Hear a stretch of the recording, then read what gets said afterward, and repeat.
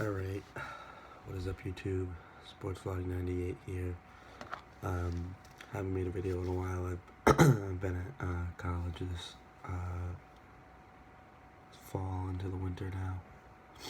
But I'm home on break, so while I'm home on break I'm gonna do a series. Basically just going through all 30 NBA teams.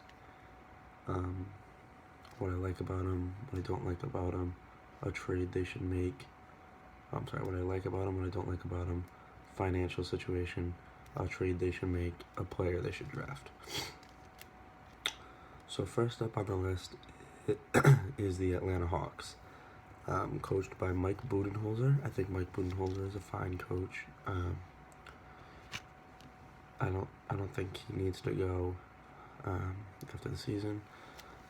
The depth chart, which I have in front of me, at starting point guard is Dennis Schroeder, who's making $2.7 million. Dennis Schroeder is severely underpaid, and if I look up the Atlanta Hawks payroll really quickly, Dennis Schroeder is signed through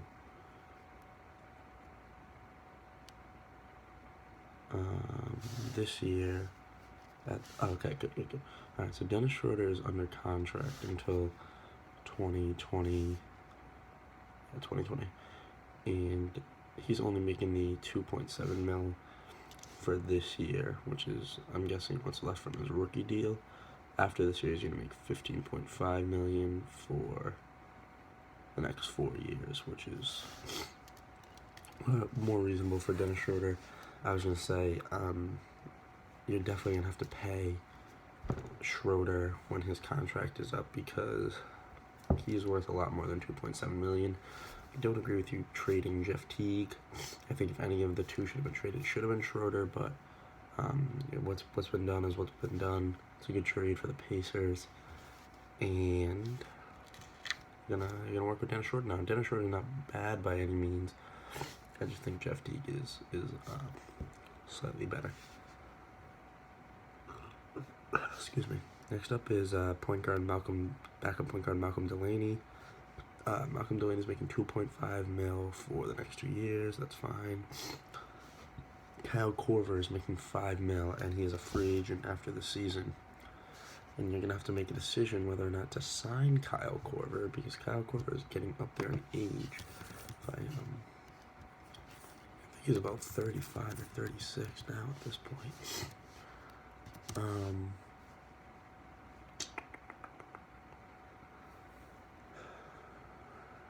Kyle Korver is 35 years old. And if you can bring him back for a lot less than the $5 million, I think that's somebody should definitely invest in bringing back to your team. But if not, it might be time to move on from Kyle Korver. Backup point shooting guard Tim Hardaway Jr., which is I thought was a good trade this offseason.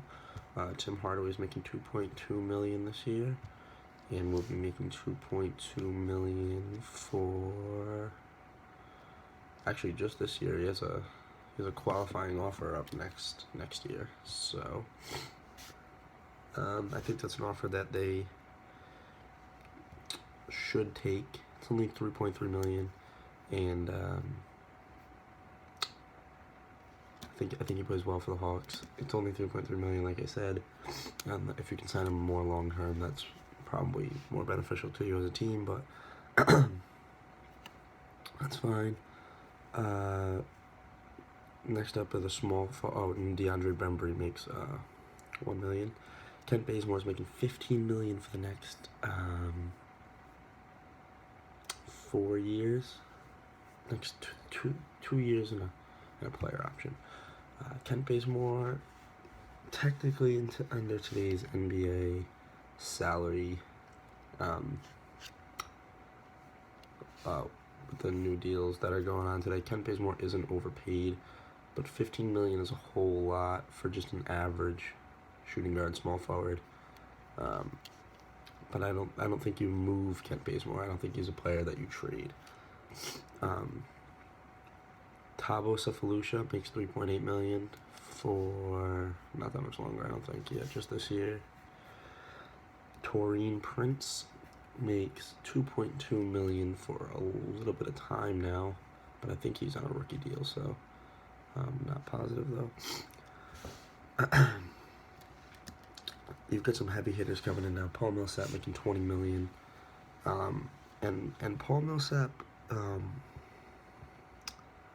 We'll talk about Paul Millsap again in a little bit, but Paul Millsap right now is making 20 million. He's by far the best player on the Hawks, and that's that. Then backup power forward Mike Scott makes 3.3 million. Muscala's playing really well this season, making 1 million in a contract year, and Ryan Kelly's making 979,000. Dwight Howard's making 23 million, which in today's contract terms doesn't technically mean he's overpaid. Humphries is making 4 million. You can live with it. What you cannot live with is giving 9.5 million to Tiago Splitter. That's a contract that you got to figure out how to get rid of somehow, because they are paying a whole lot for Tiago Splitter. So yeah, Tiago Splitter is one of the guys that I think they should move. Maybe Bazemore down the road. Right now they're 13-14. They're the 10 seed, I believe, in the Eastern Conference. And I don't know. I wouldn't say things are exactly looking up for Hawks. With that being said, depending upon the slope of their record, this is all depending, you're going to pay Paul Millsap $20 million for this year. And next year, there's a player option. You don't want Paul Millsap to walk. Do I think Paul Millsap will walk? No. But you don't want to let him go for nothing. So I figured out a trade that would work for both teams via the NBA trade machine. And that is sending Paul Millsap to the Portland Trail Blazers in exchange for Evan Turner and Miles Plumlee. According to the projected record for each team with this trade, the Atlanta Hawks would gain an extra win, and the Portland Trail Blazers would lose a win. But I think that the Portland Trail Blazers would probably win more under this. The Portland Trail Blazers would probably win this trade, even if Paul Millsap doesn't resign, and that is simply because Portland Trail Blazers play no defense. Evan Turner isn't being used correctly in their offensive scheme, and Miles Plumlee only has 1 year left in the contract too. So you swap essentially Millsap for Plumlee, and